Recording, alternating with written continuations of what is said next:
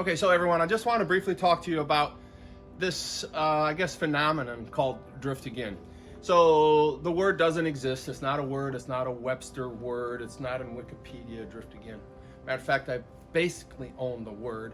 I don't have to patent it, but if you search it, there's only, I think, maybe a band that's defunct 15, 20 years ago called Drift Again. But I digress. The point of the matter is drift again is one word, capital D-R-I-F-T, capital A-G-A-I-N. Drift again.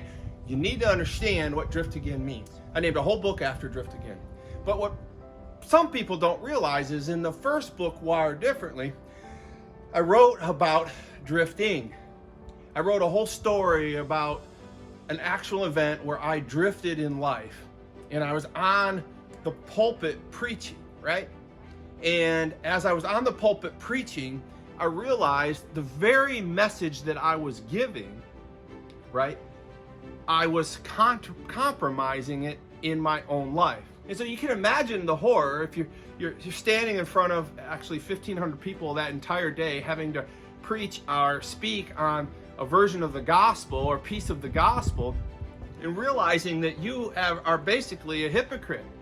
But God delivered me though, because he let me hear it in one reel, and then he let me hear his gospel and the truth in this reel, and he let me live out both realities as I spent and spread the word of the truth, and he girded me up and he sharpened my edges and said, you've got to change, right? And so at the end of the message was clear to the people that I was speaking about, not to sin and not to do certain things and not to take things for granted and to look for God for the help, when I had also realized that I wasn't doing those things exactly right. I had drifted.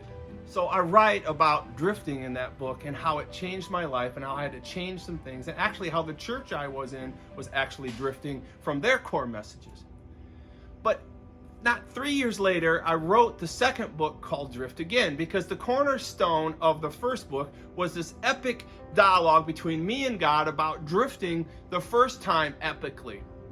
But not only 20 years later or less, I literally conquered that drift, but then ended up drift again in the same fashion. And so it dawned upon me that we drift and then we drift again. We sin and then we sin again. And I think that there's a lot of space for us. And God is an amazing God, and he wants us to understand that he forgives and then he forgives again. But the key is to understand and look for the drift again, right? If we know we've drifted once, we now know, after listening to this, that we will drift again in that very same space. And I need you to look for the drift again. The only thing I'm certain on is that you will drift and that you will drift again. So I want to be certain that you're aware of it and that you can look for the drift again.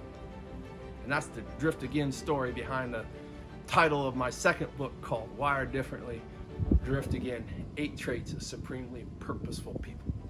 Get that book. Let's get together. Let's do this thing called life, wired differently.